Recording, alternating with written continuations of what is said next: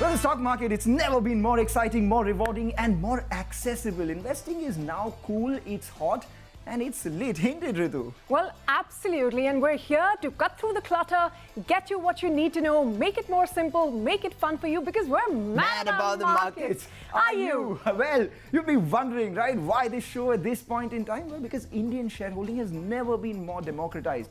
I mean, what's COVID, the second wave, economic problems, retail Indian shareholders, they've pumped in a record amount of money into the stock markets in the last 12 months. Retail shareholding now accounts for almost 1 in every 10 rupees invested in our stock markets here. It's our Robinhood. No, not Robinhood. It's our Zerodha, Upstocks, Paytm money moment, ain't it? You bet. And you know how much money we've put into the stock market since the start of the pandemic? 93,000 crore rupees. I mean, that's a big sum of money. And this year is going to break all the records when it comes to IPOs. I mean, we've already had 28 listings and counting. And counting at the hour. Yeah, like as we speak. And there are 30 more at least that are lined up. So we're talking of 75,000 crore rupees to be raised. But you know what?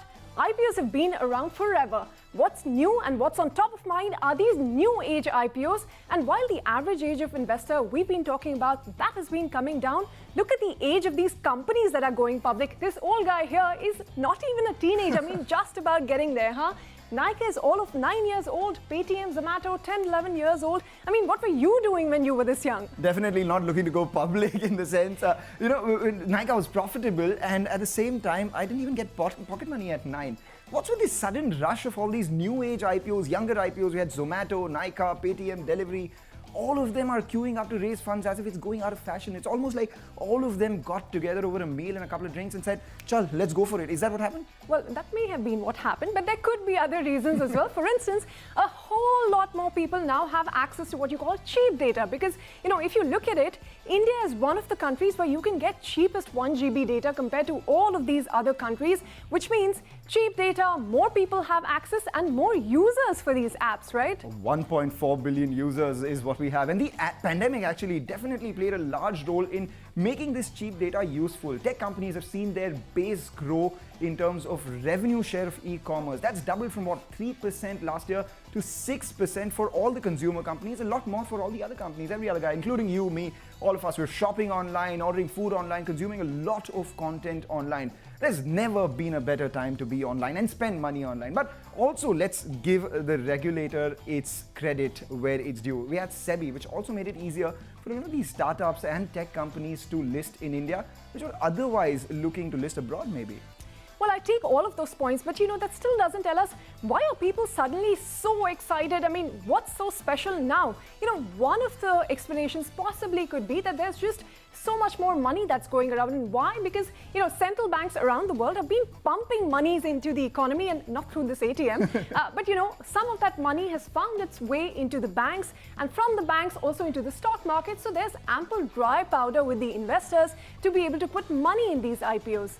Well, you know, I was just distracted a lot by the money falling out of that ATM. I felt like going to a bucket and collecting all of that. Let's not get greedy there. Okay, let's not get greedy. But to tell us more about this, we have Pranav Haldia joining in from Prime Database. Remember, Prime Database has been, tracking IPOs from the start of time. Pranav, thank you for joining in. And that's exactly the first question. How significant has this year been in terms of the money raised, in terms of the nature of the company, and what differentiates this from the previous years? So thanks for having me. So this year has been a landmark year for IPOs, right? I mean, as we speak on 11th of August, in this calendar year, you've already seen 36 IPOs. Over 60,000 crores has already been raised. And this 60,000 crores is more than any full calendar year that we have seen, barring 2017, when 67,000 crores was raised. And of course, you know, the way things are right now, we are well on our way to surpass that figure. Even, you know, in terms of the pipeline, right? I mean, there are several companies which are holding the approval from SEBI to launch their IPOs. Another 25 companies which have filed with SEBI for approval, looking to raise close to 70,000 crores. So, you know, a very strong pipeline as well. You've also seen a very broad-based set of companies in terms of, you know, coming from different sectors, from chemicals to hospitality. And of course, like you mentioned in your opening remarks, that, you know, you're finally seeing the new age startup companies of India getting listed in India, which is a very positive and very encouraging sign. You've already seen Zomato and CarTrade, and several more like Policybazaar, Paytm, MobiKwik, Nykaa, all of them are in the pipeline. You were saying thanks to SEBI. I think one of the biggest change that they made was permitting loss-making companies to list in India, because that was really the biggest deal breaker, and which is why a lot of these companies were looking at overseas listing. But ever since they allowed loss-making to companies to list in India, obviously with the caveat that 75% needs to be held with institutional investors, that has really aided in these companies looking at a domestic listing. Of course, you've seen very good listing gains as well this year. Yeah. I was just looking at the data, and about 33% on average has been the listing gain of the new IPOs, which has helped in attracting a lot of investors into the IPO market. Well, okay, all of that is beginning to make sense, but hang on, Pranav, we'll come to you in just a bit. It's time now for some number crunching. So let's talk numbers. What makes new commerce so hot? There is a fair amount of real numbers that makes new commerce hot. The first part is that we're a nation of 1.4 billion people, and everybody wants a share of that pie. Thanks to mobile penetration, 1 billion of 1.4 billion Indians have mobile phones, of which you have 40% of them, 400 million, having internet on their phones. And from them, at least 100 million or 10 crore people are active online users, active on the internet, and that gives the internet a strong addressable market. That's not all. This opportunity is to double this market. A UBS research shows that with more data, mobile penetration, over the next 5 years, this addressable 100 million market is likely to double to 200 million. That's 20 crore people. That's a mind-blowing number. Well, it absolutely is. In fact, let's go back to Pranav, because Pranav, thanks for hanging in there. How has retail really behaved during this IPO boom? I mean, we know anecdotally that retail has been rather active. Does data confirm this trend? Well, yes, a couple of data points, right? So we did an analysis on the basis of June shareholding the quarter, and we found that retail ownership in listed companies is at an all-time high. Parallelly, you're also, looking at the number of demat accounts which are opening up. So that tells you that a lot of new investors are coming in. Even in terms of the number of retail applications that we are seeing, here's a data point, that I just pulled out. In 2018, on an average, there were 5.15 lakh retail investors per IPO. In 2019, that figure came down to 4.05. But look at the last 2 years. Into 2020, the average number of retail applications was at 12.77 lakh, and this year we're at 15.28 lakh applications per IPO. In fact, the last 6 IPOs that have got launched, you've seen all of them getting more than 20 lakh retail applications, and the last 2 IPOs have got more than 30 lakh applications. In fact, if I go back in time and I look at the top 10 IPOs by retail applications all time, 8 out of those 10 have been in the last 2 years. Wow. So a lot of retail investors are coming in. You are seeing this in the subscription figures as well. And like I mentioned earlier, that the kind of listing gains that you're seeing in the last couple of years. Last year you had an average listing gain of 44%. This year at 33%. And the fact that there are no better investing options. Fixed income is really not giving any return. So a lot of investors are looking at equity. Of course, work from home and the pandemic has also, freed up more time and energies for retail investors to look at the equity market. So all of this is really combining, and the result is what you're seeing in terms of retail investor holding. Well, Pranav, that's telling data. 6 times jump in retail investing. But that's not all hunky-dory, right? Some things work, others really don't. Let's take a look at the yays. And the mays. We've got to look at everything, We do. And let's start with the yays. The biggest yay for all these IPOs is the strong demand that is there. We explained about the liquidity. We talked about the retail investors. We talked about all these companies and the SEBI listings and strong demand. That goes as a yay. Fine, you got your 1 point, but what about the expensive valuations? I mean, take Zomato, for example. It's twice as expensive as its global peers. So what about that? But there is opportunity, right? Wherever there is opportunity, you're going to pay for that. Fast growth opportunity in India, under-penetrated market, 100 million users going to 200 million users. Well, I take your point. There is vast opportunity, but look at the combined losses that Paytm, Zomato, Swiggy and others have posted. $1 billion of losses. I mean, that's a lot of cash to burn. And that's exactly the kind of cash that they're raising. There's a war chest that they're getting through these IPOs. They'll fend off all the competition. Well, competition, let me pick off from there then. It is a very competitive industry. I mean, if I get a bigger discount at Zomato, I'll go there and I'll ditch Swiggy and vice versa. So they're quick to gain customers. They're equally quick to lose them too, you know. But that all boils down to the one thing, unit economics. Are they making money every customer that they're gaining or not? That is something, there's a big question. Well, that is a question, but my question is, these unit economics, are they sustainable? That is a question too. But you know what? We have a bigger question, and the bigger question is, this new age IPO mania that we're seeing, is it here to stay or not? That is the big question that we'll pose to our guest right after this very short break. So don't go anywhere. We're back in a moment.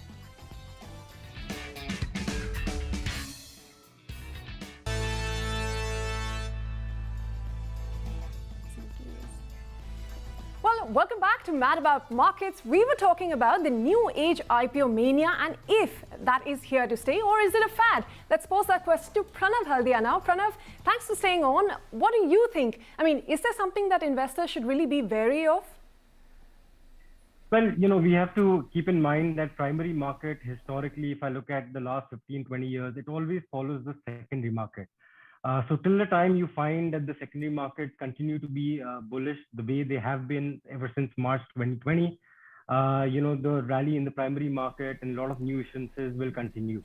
But if at some point in time, you know, the pain which is in the real economy, when it does catch up with the markets, or if interest rates go up globally, you know, leading to a suck up of the liquidity, you will see a correction in the secondary market, and that would have an impact on the primary market as well.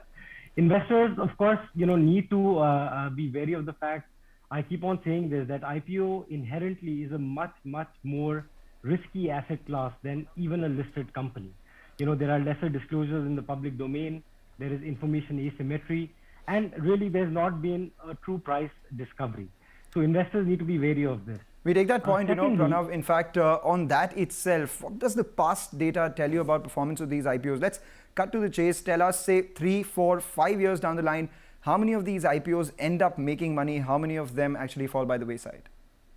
Well, so it's a mixed bag. And, you know, the historical data, the longer you go back in time, it's not very encouraging. So, for example, in 2007, you had 100 IPOs which came to the market.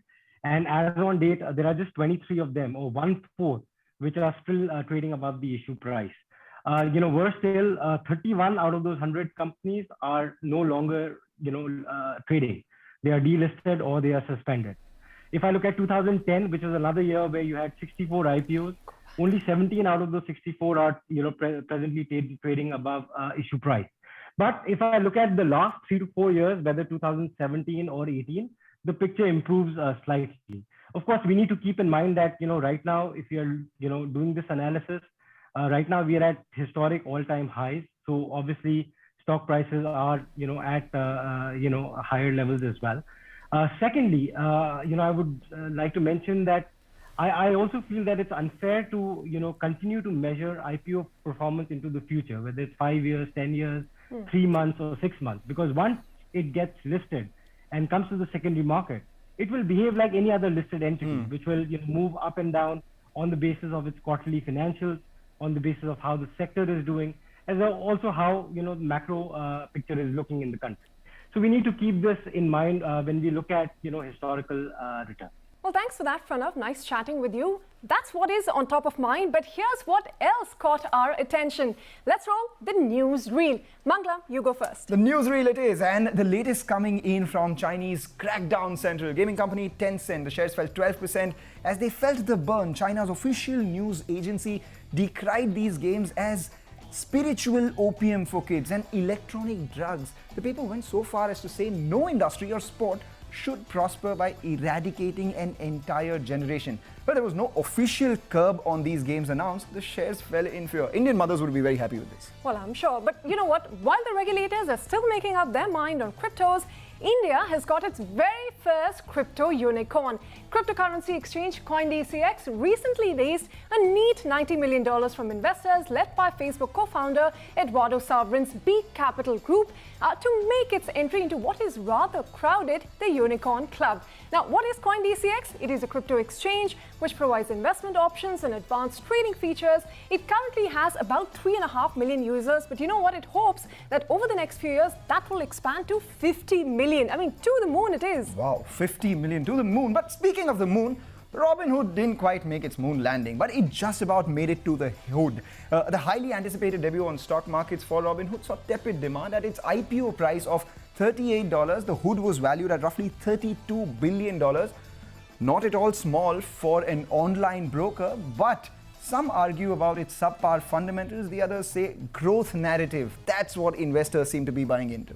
In other news, everyone seems to be writing obituaries of Vodafone Idea already because it simply has too much debt to really be able to pay up, and the owners are done with burning cash. The captain has abandoned ship, offered to hand over reins of the company to the government because, let's face it, running a telecom business is no walk in the park. The debt is 1.8 trillion rupees and the writing is on the wall. One of India's top telecom players with a large subscriber base of over 27 crores is on the verge of bankruptcy. Now, who's going to be their Robinhood? That's what we'll be watching closely. And we'll put that call on hold as of now. But a Ukrainian airline that swapped high heels and skirts for sneakers and comfortable pants. That's the happiest news. Low-cost Ukrainian airline SkyUp has decided to say goodbye to traditional heels and skirts. That's for the female crew, of course. Instead, now it talks about loose pants and slippers. And this is a bid to foster inclusive and comfortable work environment for everybody. It's not the first company to do so. Low-cost Icelandic airline Play2 made the change a month ago. The times, they are changing, one institution at a time. Well, and I'm glad that they are changing. But enough about Vodafone's woes and the Chinese crackdown. Let's talk about something that's lit. Manglam? What is lit? It's the Indians in Tokyo. That was lit. It was our largest contingent to the Olympics ever. Also got us the highest number of medals ever. Against the world, India did well, finished 48th. That's the best that we've seen in over 40 years. 33rd in terms of overall medals won as well. And Neeraj Chopra, with his intense training videos and some serious swagger, he walked out with our first gold in track and field events ever. So a gold, 2 silvers, 4 bronzes, that is serious medal, and if that ain't lit, we don't know what is. All right, so with that, we're out of time on this edition of Mad About Markets. We're out of here. You stay sane. And yes, and stay mad about the markets.